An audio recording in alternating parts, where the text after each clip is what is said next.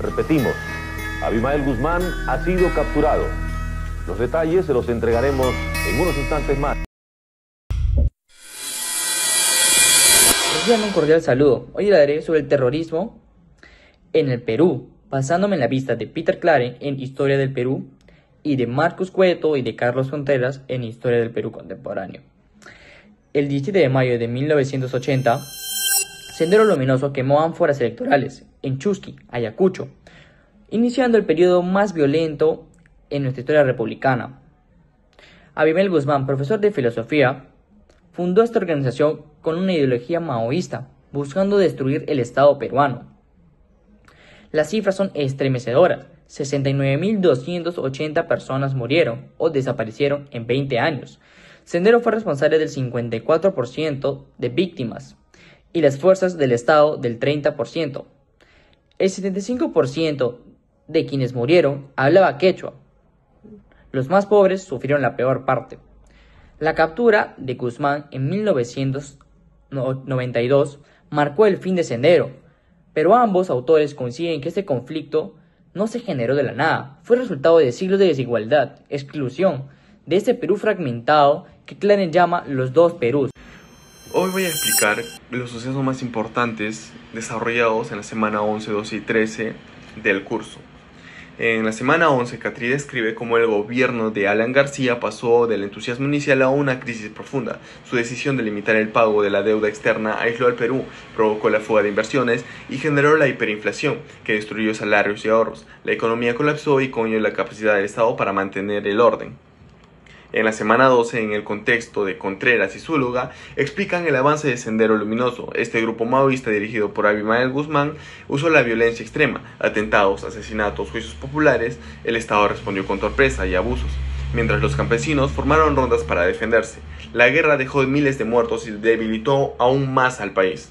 Finalmente, Manrique muestra cómo la violencia transformó la forma en la que los peruanos nos veíamos. La sociedad pasó de considerarse pacífica a percibirse violenta, marcada por miedo, rumores y una profunda incertidumbre. En conclusión, los tres textos nos revelan cómo la crisis económica, la guerra interna y el impacto psicológico nos dejó marcados a una sociedad en los años 80. La causa, según Peter Claren, el surgimiento del terrorismo en el Perú, especialmente el de Sendero Luminoso, se explica por la combinación de la crisis económica, social y política acumulada por años. En la Sierra Sur, sobre todo en Ayacucho, predominaba la pobreza extrema, la falta de tierras y los efectos negativos de la reforma agraria. Esta crisis de subsistencia generó mucha inconformidad y permitió que la población fuera más receptiva a ideas radicales. A ello se sumaba el abandono del Estado. En las zonas rurales no existían servicios básicos ni justicia efectiva, y la Guardia Civil era prevista como un aparato represivo al servicio de las élites. Esto generó rechazo hacia el Estado y debilitó su legitimidad. En lo político, la democracia recién recuperada era frágil. Los partidos no lograban conectar con el campo y el gobierno de Belaúnde subestimó la amenaza senderista, retrasando una respuesta efectiva. Otro factor clave fue la aparición de una generación juvenil frustrada, con educación limitada pero sin oportunidades para muchos de ellos.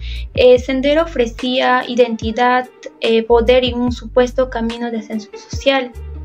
Además, Sendero Luminoso había desarrollado un trabajo ideológico en escuelas, universidades y barrios marginales, presentándose como alternativa al viejo orden.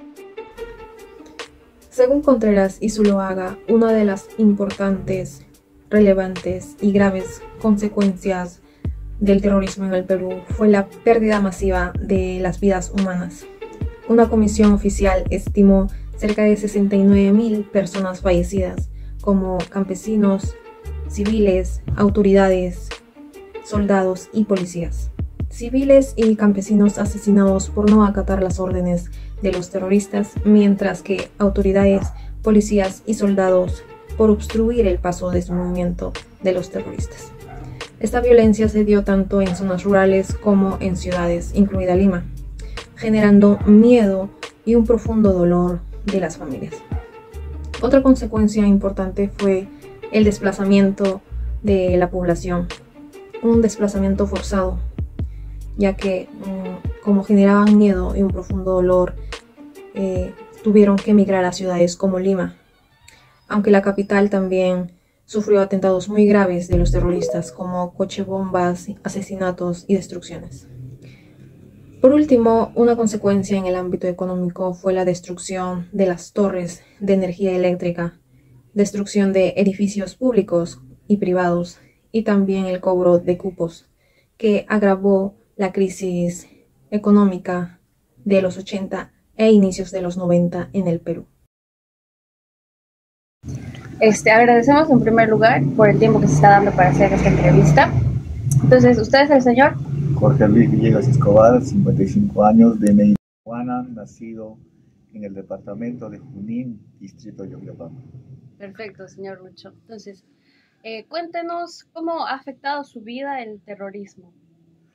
Bueno, en resumen, pues en la época del terrorismo, nosotros vivíamos de la ganadería, entonces en una ocasión llegaban, se llevaban los ganados, 2, 3, hasta que en una ocasión llegaron y terminaron matándolo, pues todos los ganados que teníamos, porque era nuestro medio de subsistencia, y nos quedamos pues en la nada, ¿no?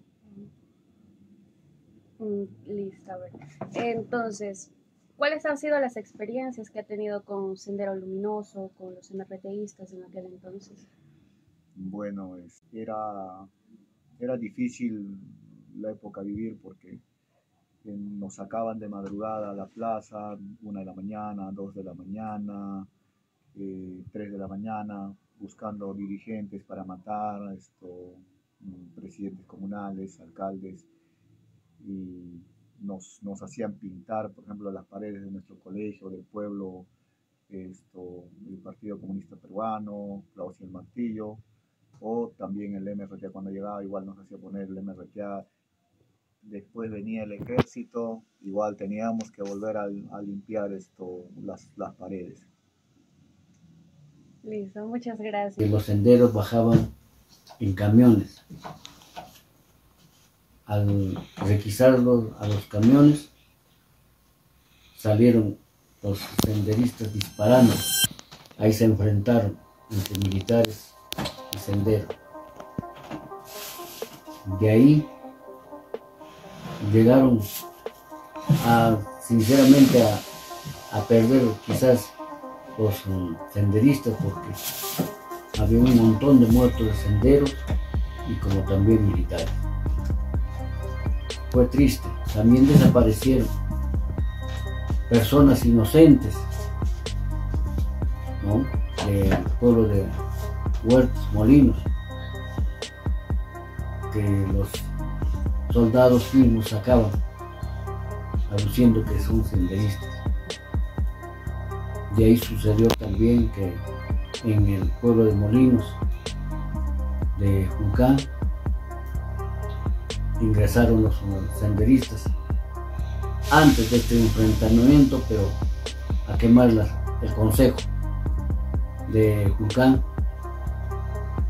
donde también quedó herido hasta hoy el señor, como autoridad, el señor alcalde Humberto Vivanco Mucha, que hasta hoy queda ciego con una bala alojada en la cabeza. Bien, hemos recorrido acontecimientos que han marcado nuestra historia, que nos han definido como el Perú que somos hoy en día, con lo que se ha dicho a un inicio, con las personas entrevistadas que nos han contado su experiencia. Todo comenzó con un líder carismático que prometió algo, pero se hundió en la hiperinflación, un caos económico total. Luego la violencia que iba tomando poder con tantas muertes, el terrorismo de Sendero Luminoso y el MRTA cegó cadenas de miles de vidas y desplazó comunidades enteras, inyectando un miedo paralizante en la nación, insensibilizando a la sociedad ante las muertes diarias que había. El Perú es un volcán social, donde el poder centralizado choca con realidades explosivas. La elección sólida es clara: forjar instituciones inclusivas, resilientes, transparentes, para transformar cicatrices en esperanzas compartidas. Todo lo vivido en esa época llena de sangre, de muerte, de miedo, nos ha enseñado muchas cosas y ha forjado el Perú que somos hoy en día. Muchas gracias.